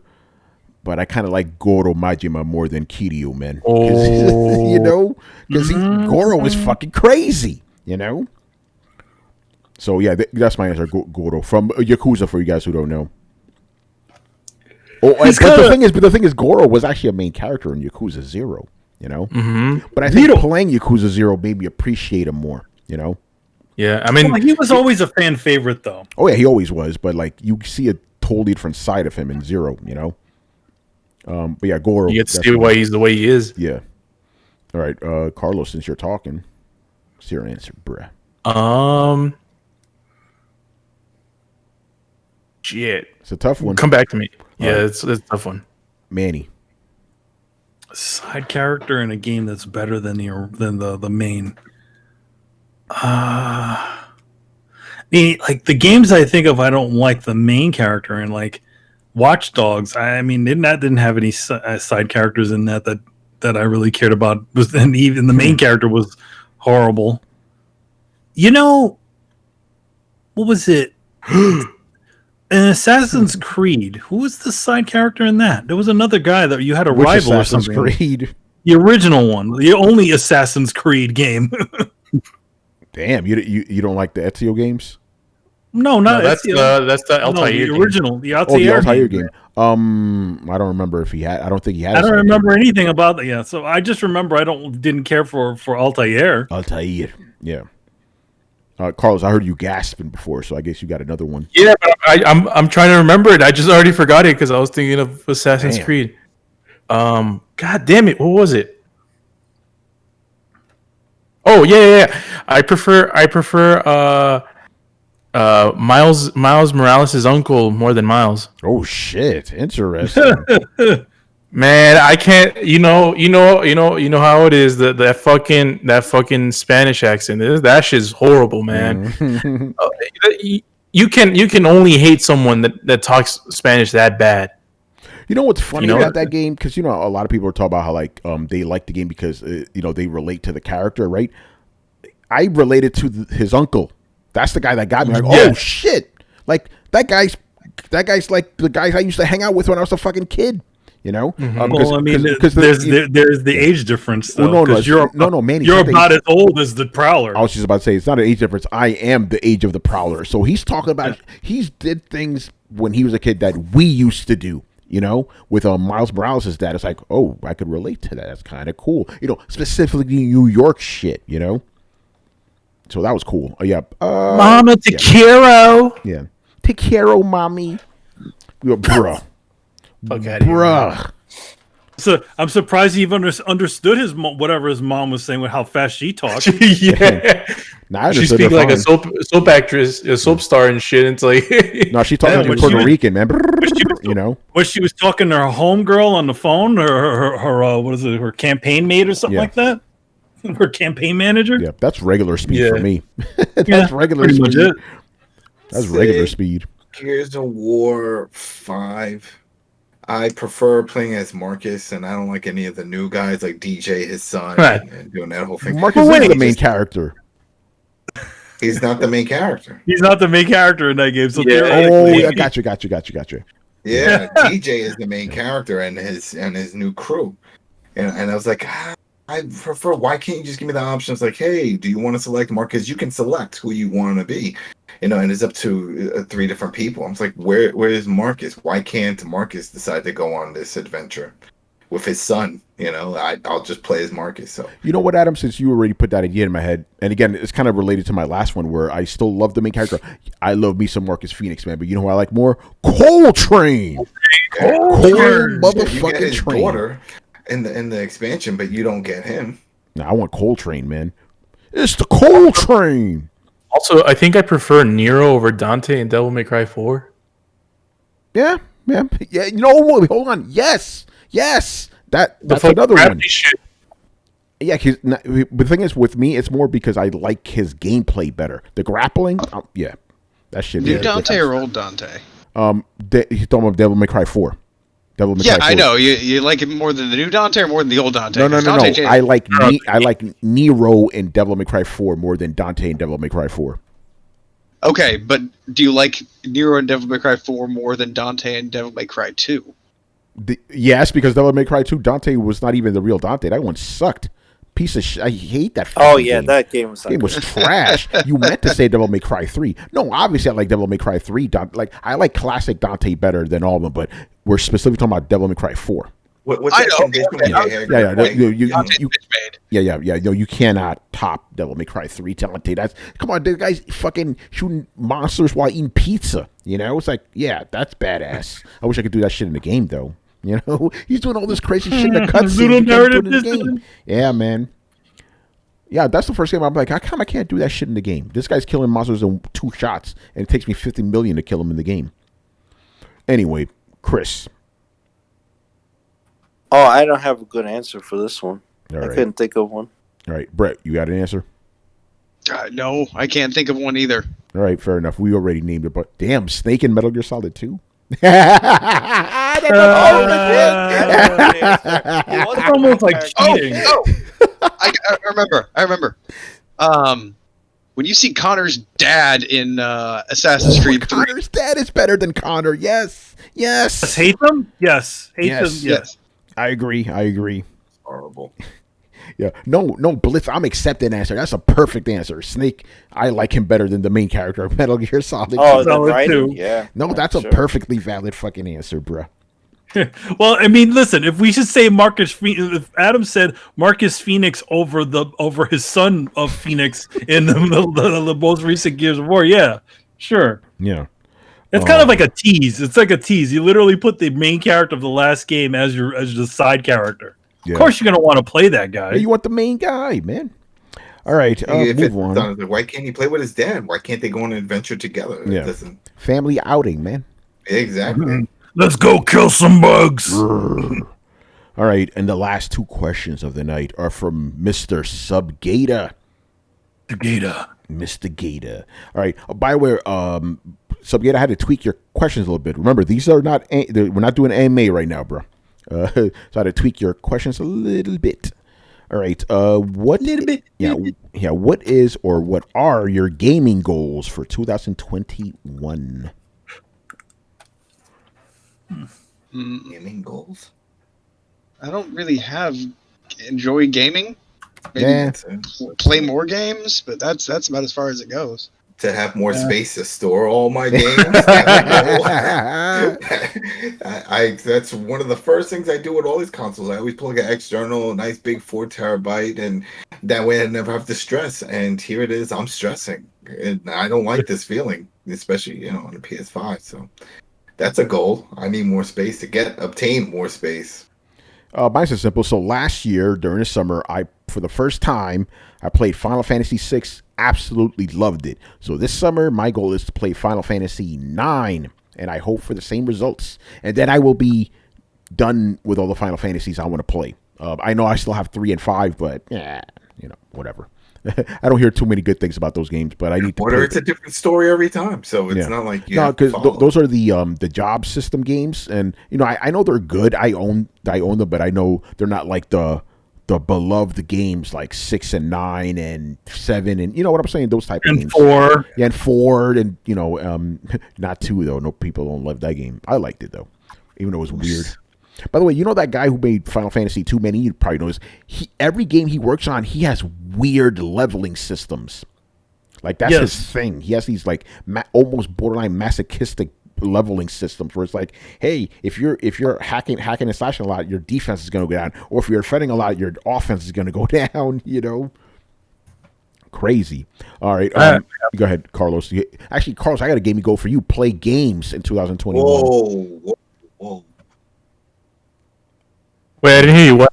Damn, okay. I had one. Okay. So mine is to no, Carlos. My goal for you, Carlos. Your goal is. Yeah, I heard you, man. It was a joke. I was about to say, Riku. That's for you, brother. Yo, man. So speaking of Riku, my goal is to at least beat all of the Trails in the Sky games. Oh, which is doable. I think is doable. Excuse me. In 1 year, I'm already 1/10 away of the first one. So. No, you're like 1.5% of 1% through the first one. Nah, man. I checked to see what the average play length is for the first one. It's 40 hours. Really? And I'm already 4 hours in. So for Riku, 40 hours is only the beginning, man. Yeah, but those games. Everything, man. Gotta get that platinum. Oh, hell, you gotta get that platinum, though. You get that platinum. Oh, Lord. Oh, Lord. Right, man, you got any gaming goals? No, not really. I mean, it is what it is. It all depends on what my actual time is, and if I have a lot of projects, it means I'm not going to be playing a lot. And, I've fully, I'm going to say this. Ever since I started working full time, as an illustrator and artist, which is, working in animation, which is whenever Final Fantasy, Dragon Quest 8 came out, that's about the time my gaming time has always been sort of extended. So actually, it really started with Rogue Galaxy, because you finished Dragon Quest 8. You didn't. Yeah, Rogue Galaxy was the last RPG, and I only really got halfway through, and it just time just wasn't there, and that's like PlayStation 2 to PlayStation 3 era. Yep. So I mean, I've been playing games. It's just it takes a longer time, and I fully, I'm aware of that sort of thing. So, hey, I'm doing pretty damn good. I got like in the last few months, I got about 5 platinums. So I mean, it's not bad. That's good. Yeah, literally every game you play, you get a platinum for. You may only play like 3 or 4 games a year, but you plat all those things. So that's good. I mean, it's rare. I mean, there's only a scant few that I've actually played that I don't. There's a few that I haven't played, gotten the full platinum in. God of War. Yeah, God of War, but I know everybody likes that game, but it's not a game that I. You gonna play Ragnarok though? Yeah, I'll play it. I mean, but I don't. For me, on the recent God of War game, I just feel like it's sort of missing the fun of a God of War game. I think Brian can agree with that, right? Yeah, my name. Brian, yeah, sorry. As I meet, yeah, I totally agree. It's a different flavor of God of War. I think I would have been happier if it wasn't titled God of War and it wasn't Kratos. Because... I'd actually would say, yeah, if it was a totally different character, yeah, I would be a little bit more open to it. But the shadow of the original God of War games, at least for me, and I'm sure for Brian, leaves such a huge shadow over it, where it's like, It's a shame too, because every culture has a god of war. You could just follow the different war gods. Yes, we could have done. I mean, to be honest, you could have taken like God of War and taken Kratos out of it. Would have been a God of War game. I don't know. Same idea. You could literally take the idea of God of War and switch it to Norse mythology without even having Kratos in. You think Kratos is going to be in the new one? Yeah, of course he is. It's called Ragnarok, man. But I do think it could be his son. His son could be. But I do think this God of War series is going to be the end of Kratos. I agree. It's already pointing in that direction. Yeah, but we'll leave that speculating for later. All right, Brian, gaming goals. Ooh, it's a tough one. I don't think I really have goals like that. I just play whatever game I want. So I'm kind of with Manny here. Just play games. I don't really have goals. I just play games. Yeah, snap a lot of Pokemon. Ooh, here's one. Play at least 3 games that come out this year, so that when it comes to the end of the game things, I can actually have 3 games to say. There you go. There you go. All right, Chris, gaming goals, if any. I don't really have like any lofty goals. I mean, I plan to go back and finish some platinums that I missed out on, and and just now we're in the first year of the new gen, so I just plan to enjoy some new games. And that's pretty much it. There you go. Hold on, people. What's this? We got some bonus questions. Whoa! And yeah, bonus round. We've only been at this for like an hour and a half. Let's fucking do some bonus questions. Oh yeah, bonus round. There you go, man. Hey, listen, we always answer questions eventually, man. All right, so the first question here is from Mr. Black Metal Gamer. Right, Black. All right. So his question is, which of the new consoles, Xbox Series X or PlayStation 5, has the least amount of issues? Crashes, UI glitches, whatever. Oh boy, here we fucking go, Brett. Just go ahead, man. Just go ahead. Do it. Sorry, my shit cut out for a second. I did not hear what you said before. Just do it. Oh, damn it. All right. Which of the new consoles has the least amount of issues? In terms of crashes and bugs, all this other shit. Oh, yeah. No, it is definitely the Xbox. My PlayStation has been all over the goddamn place. I still like it, but it's about as solid as like 100-year-old house. Like I'm afraid to like touch it or position it wrong or plug anything into it because it's finicky. Like the reason I was handed this question isn't because like I've got some fucking vendetta against Sony or anything like that. It's because these motherfuckers have been online as I've been having problems. It's a fact. I had to restart my console last night to stop Manny from sounding like a robot. Brett, to be fair, it's both of the reasons. Nah. I'm disappointed in Sony. Like I know it may seem like I dog on them sometimes, but like I'm one of those firm believers of the more you care, the more passionate you are. I'm frustrated and disappointed with Sony. I want them to do what they were doing more last generation. I know that they have it in them when they try, but right now it just seems like they're sitting on their laurels, not really putting a lot of effort into it. And I've seen lots. I watched Microsoft do it, and it was the death of them. They're just barely trying to claw their way back out now, and I don't want to see this happen to Sony. I mean, the shit that's going on in Japan, where PlayStation isn't as popular, like that's concerning to me. So it's not so much that I have a vendetta; it's that I'm frustrated and angry with it. And yes, it is another drop in that fucking bucket that does piss me off further. My good graces, my grain of salt has been kind of worn away by the amount of fucking times that this thing has gone south on me. So I'm genuinely concerned that it's not going to last that long. Man. All right, what I'm going to say now is purely anecdotal because I do not own an Xbox Series X, but just based off the things I see on Twitter, it looks like the Xbox is a way more stable console than the PlayStation. PlayStation, I haven't had any issues with mine, but I hear a lot of horror stories. I don't know if that's because there's just more places out there. Because I think, what is it? PlayStation outsold Xbox Series X 2-1 again, right? But either way, like it's very rare that I hear any like big issues with Xbox. Sony issues like crazy. So it seems, just from my anecdotal, perspective, that Xbox is a better built system, than the PlayStation. But it could be just pure numbers. Just more people have it, so there's going to be more issues. Who the fuck knows? But that's what now, it seems Tony, like. Is that your opinion? No, it's not. Oh man. What about Chris? Get in here, man. What have you seen? With regards to stability of the consoles and stuff.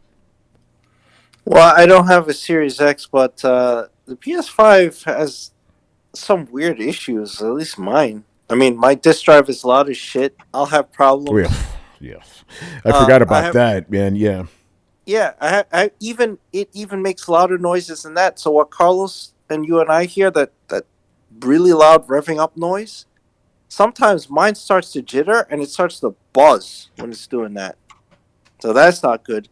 And then there's times when I load the Demon Souls off a disc and it won't load. I have to keep ejecting it and putting it back in, and then eventually it will decide to work. Shit. So that's a weird issue. I've had a couple game crashes. And that's pretty much it. The UI I don't like as much as PS4. I think PS4 was at least better fleshed out at the end. I don't know why folders are gone. I don't know why I can't just see my friends list simply. Why can't we just jump into an easy chat? Why do we have to go through 4 submenus? Yes, there's too many menus. Things are in odd places. Like I just want to hold on the button and get my quick menu back. You don't have that anymore. Now everything's at the bottom except your settings are at the top on the right. And I don't know. I just think they need to improve that. So I don't know what people's experiences is with the Series X. I can't speak to that. But I know with the PS5, there's things I got to work on. I think the UI should be simplified. The the disk drive, I don't know what I could do about it. Just physically, it's problems. Yeah, a quick Coil story. wine. Yeah, coil wine. Oh, you have that, Brett? Don't you? Coil wine? I have, thankfully, not as loud as some of the people that I've heard, but yeah, I've got a consistent coil whine. I can turn my PlayStation on, hold the mic near it, and you'll hear me. Jesus. But yeah, check us out. Quick story, because I didn't say this. So we were talking about how we're playing GTA, right? So I failed to realize that GTA, the one I own, is on a disc. This is when it's still a time when I still bought discs. So popped in the disc, all of a sudden, I'm like, did my PS4 just resurrect from the dead? What the fuck is going on right now? And then I remember Chris and Carlos telling me the same fucking thing. So it got so bad for the three of us, because we all had the disc version of GTA 5, right? We all bought the digital version, so we'd have to deal with that shit. That's how bad it is, And motherfuckers on Twitter talking all that shit, coming at me because I said this, like, what are you talking about? My shit's fine. It's fucking quiet. Maybe yours is defective. How about I punch in your fucking face? How about that? My shit is loud, Assholes. How do you really? And that shit can't run on the Switch. Fuck you. Yeah. Anyways, yeah, I had the same issues, man. That fucking disc drive is ridiculous. I was already all day digital. Shout out. Yeah.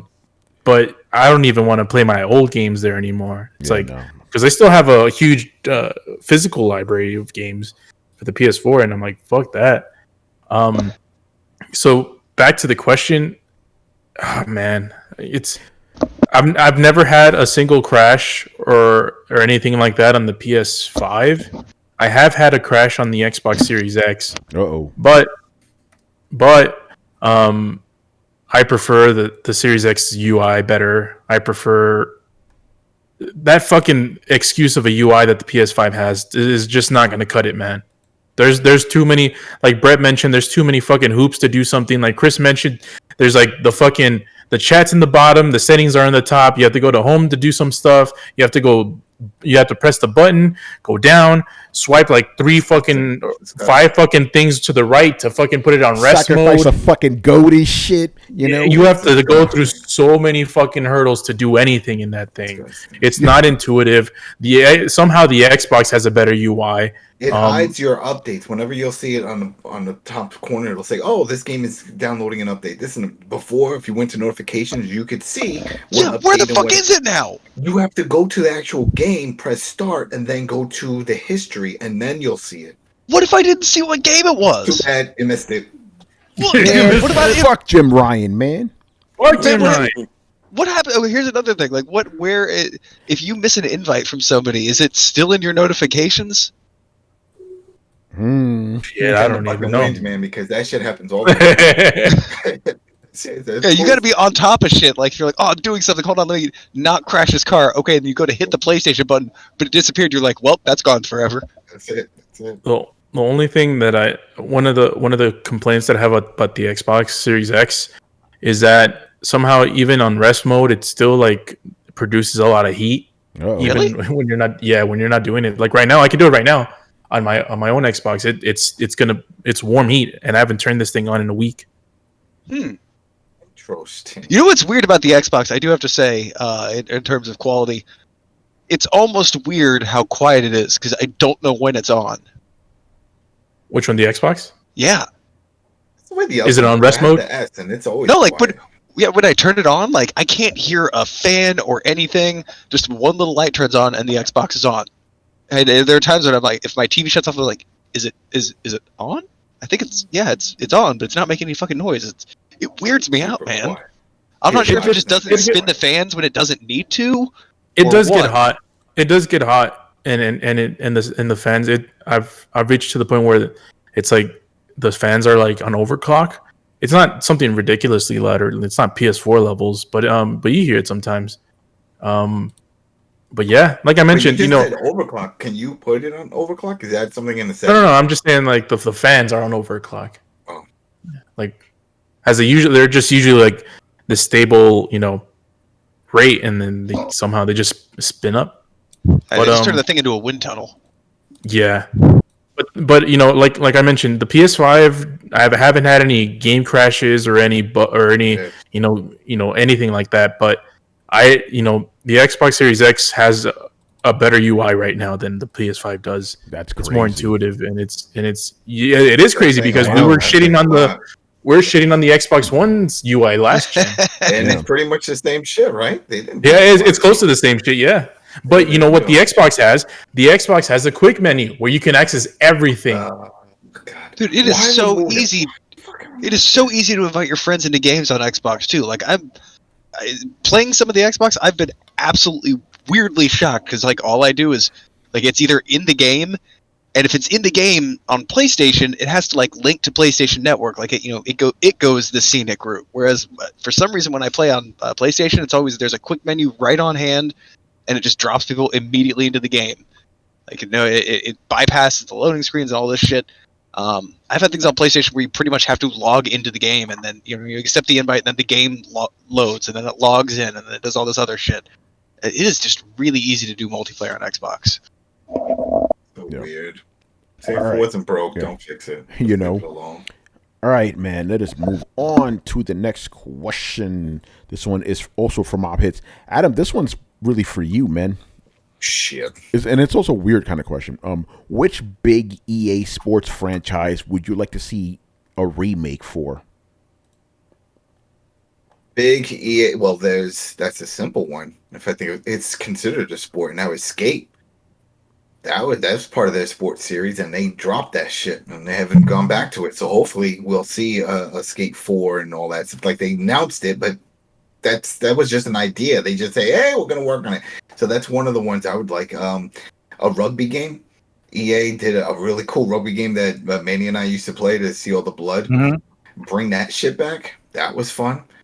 I would definitely like to see that because Rugby World Cup. Fight Night. People in the room are saying right now. People are saying Fight Night. The rugby. Fight Night. Oh yeah, the Fight Night. Bring back Fight Night. Well, the Fight Night crew are the people doing the UFC game.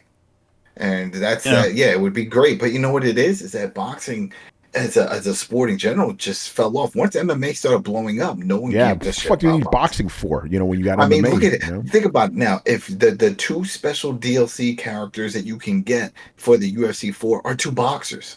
They're just boxers. They have nothing to do with MMA. That Tyson Fury dude and some other guy. And then the game gave me that. I was like, what the fuck am I going to use it? Yeah, there's a stand-up mode, and I can use them for that. But it's whatever. So that would be cool. But for me, it's really that one. That was a fun one, the Skate series, and hopefully that does come back, and the rugby game. So those two. Right. That's a good answer because when I saw the question, I was just like, the hell do you need a remake of a fucking FIFA game for? Like, I want a remake of FIFA 16. I'm like, it's the same fucking game, Or I want a remake of Madden 18. He's probably talking about. So back to what I said about how they brought back that NHL '94. Yeah, no, I totally forgot about those like off games that don't have like an annual release. You know what I'm saying? Because I'm like, why would hell would you need a remake of a fucking of a franchise that comes out all the time? SX Tricky. That was another one. That's sports. Yeah. NBA Streets. That was fun. Mm-hmm. Yeah. Bring that shit back. Def Jam is not fucking sports, bro. Def Jam Fight for New York. Yeah. No, remember that? But that's not a sports game, though. That's not a sports game. It's not a sports game. But yeah, I agree with that. If we can get the old one, not Icon. Icon was fucking Icon. And we had to do the music, and like that was just to drop the bass, and it was like a record scratch, and everything would explode. That was done by the Fight Night crew. That was that EA Chicago, and they shut that whole studio down. Oh shit. Well, that version, that department that was doing it. Yeah. But there's a bunch of almost all those EA big games were fun. Bring back NFL Street. That's still sport. That was fun. People love those arcadey ones, those arcadey sport titles. For some reason, EA doesn't want to do it. Don't know. I mean, want to bring that Burnout either. Yeah. Hey, racing's a sport, right? No, racing is a sport. Formula One, funny cars and all that. That's a sport. All right. Anybody else? EA? I don't have an answer. I don't care. EA sports games, I don't care. I'm just being real. All right, move on. Now, the actual last question of the night. Upper Room AK. Okay, after having some hands-on time with the DualSense, have you guys had any ideas about future implementation of its features? How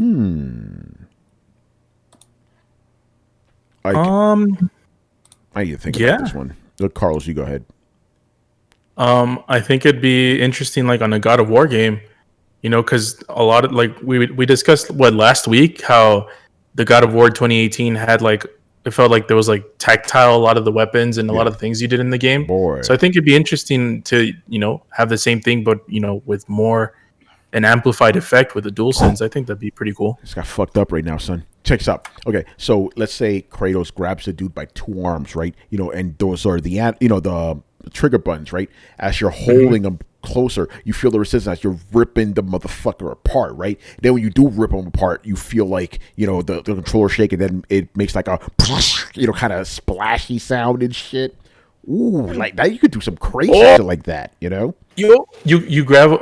I mean, this is really morbid and shit, but you're Kratos. You're grabbing a motherfucking half. Go ahead.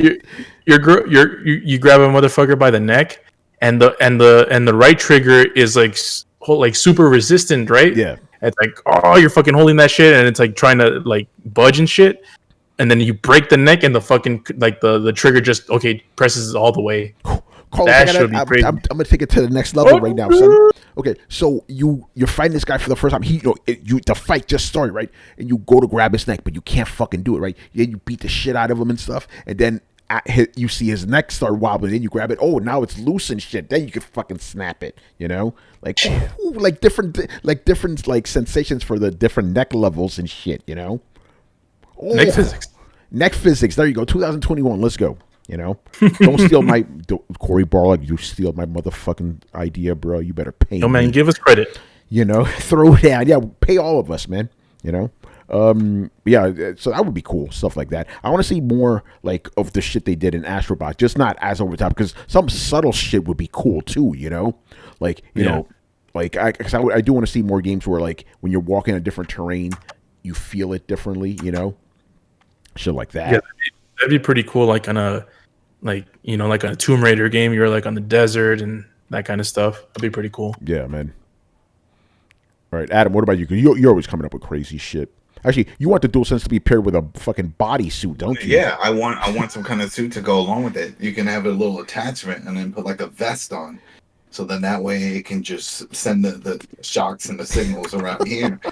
And then eventually, if they want to go as far and have an attachment with the arms and then maybe like a neck, that you talk about choking or something. Things you felt at school. When you go to the CVS to get your blood pressure and shit, you had something like that. We could bring back a CSI episode where someone dies. Like, who killed him? The fucking guy he was playing with in the UFC 4 motherfucker choked him. You just see that. The game choked him. You just see them like choked up like that. I think that's the next level. We have to get to that whole Oasis from Ready Player One experience. We need that suit. We need that experience because we're getting it. Yeah, the rumble in the hands, but move the out of the hands up the arms into the chest into my lower part. Let's do this. he was punching the nuts. You heard? I mean, this is all related, but you heard there's that thing that you can put on your privates, your penis. And it's like a Vice thing, and that got hacked recently because you can do it online, and people's shits are locked now, and they have to pay through Bitcoin to unlock it. That was a fucking God. That happened this weekend. That shit was nuts. That's crazy. Now here's a completely random question. It was really hypothetical as a motherfucker, right? Let's just say you're playing a game and both of you guys are wearing bodysuits, right? And then you're choking your friend, right? And you kill him. Can you go to jail when you kill him in a game, but in real life? Killing? Yeah, you killed him. You actually killed him. That would have to go to court, and they could say no, because there have been people that have had heart attacks from watching movies and stuff, and you can't go after the studio. It's like, oh, they watched a horror movie, and then when they saw fucking Exorcist, they had a heart attack and shit. But it's like your friend could have stopped himself too, He was a game. How is he supposed to know? That is, like, I was trying to win the match. Exactly. It's like until the game told me to stop, I kept going. They had a virtual ref. The ref didn't say nothing. He allowed it. Exactly. The ref was AI and really badly programmed AI. What's the name of that? The ref from Celebrity Deathmatch? Mills Lane. Mills Lane. Yeah, there you go. And he put the gloves on. Come on, let's get. Let's get it out. Let's get it out. All right. Anybody else? DualSense features. Hey, Chris, why don't you get it, man? Actually, no, Brian. Oh, go ahead, Brian. I want to hear this. Oh. I just want to jump in and say, like, what you guys just talked about, it sounds very close to an episode of Black Mirror. Oh shit! The one with a Falcon in it. Yep. Sure, the lovers. Remember that? A lot of sunken face and stuff. Oh man! But you know what? That shit did happen in World of Warcraft. We saw a lot of sweetbread activity happening in World of Warcraft. So, I'm just saying. Shit went down. People opened up. Just saying. Jesus. All right, Chris, go ahead. I'm fucked up right now. I know. Yeah, I mean those are all good. Man. The only thing missing that I needed was hot and cold features, so I could feel the fire and ice when what's up when with that? Kratos throws that axe and shit. Right. Like, oh, my controller's cold. Like, oh shit, I broke my controller. How you break your controller? It got too hot. I dropped it, man. I mean, this shit is hot. Oh man, touch it like a hat. All right. Any other little shocks? Yo, what is going on in the chat right now, man? Adam, you set that shit off. They're like, yo, you want a fleshlight bodysuit? What? Yo, if you don't know what a fleshlight is, look it up on Google. Or watch the Howard Stern show. Oh man. I think we're done, man. It's the fucking throwdown. We're crazy around here. Any announcements? You guys have anything you want to plug? Let's see. What do I got? I mean, recently the dark death metal multiverse anthology book came out, and one of my stories, the stories that I worked on was in there. It's a Lois Lane metal story, and that just came out, and I got a bunch of other things all in the can that are just waiting to jump out, so I'll keep you all posted. Oh, by the way, next episode of Throwdown, we're probably going to be giving away that $20 gift card, because somebody actually figured out what the secret code was on the most recent episode. Oh, so, shit. Yeah, that's right. So Manny did a featured image for episode 317 of Throwdown, right? And there was a code, that he hid in there, and somebody figured it out. So we're going to be announcing that winner. So yeah, for those of you who want to figure it out for yourself, all you need to do is you can easily go on and find a hex editor, a decoder, right? What you can do is you just take the numbers on the bottom, where you see the director or creator of CD Projekt Red. You take that little number that's next to his name, and you'll get the secret message. Also, there's also another secret message on the top left of the image. What was it? Right, left? Yeah, left. The top left of the image. There's a little fun little code on there too. But somebody already figured it out figured out the bottom one, so it's all good. Nice stuff, right? Adam, you doing anything, man? Nothing yet. Some stuff soon in February. A lot of stuff coming in February, but nothing now. It's still the new year. A lot of new shit coming. So that's how it is, man. And you could go over to PCBag.com and search for Scott Pilgrim. The game, Scott Pilgrim vs. the World, the game, for my review. Great game, 4 out of 5. It's fucking awesome. If you liked it originally, you're gonna like it again. Was it Run is making a physical on that? Oh yeah, physical. I bought that shit. Bought me one. It'll probably show up in September. But that's the thing. Those limited run things aren't launch. No, they're not. I bought the one with the Sega Genesis case because why not? You made that was on the Sega Genesis. Yeah, it was for me, man. All right, people. So that's going to do it for us. So make sure you follow us on Twitch and Twitter and subscribe on YouTube and join our Discord. You can find us on any podcast app by searching for Throwdown Show, and you visit throwdownshow.com for past episodes. Links are located in the description below. Once again, our show is Tony Polanco, and tonight I was joined by Emilio Lopez. See you later, guys. Chris Seeley. Hey, take care, everyone. Carlos Romero. Peace out. Adam Vale. Good week. Stay safe. Brett Murdoch. Deuces. And Brian Monjoma. Stay safe, people. It's getting crazy out there. It really is. All right, we'll see you on Thursday, man. Peace. Peace. This is GTA. Remember, stay safe, stay Second Amendment.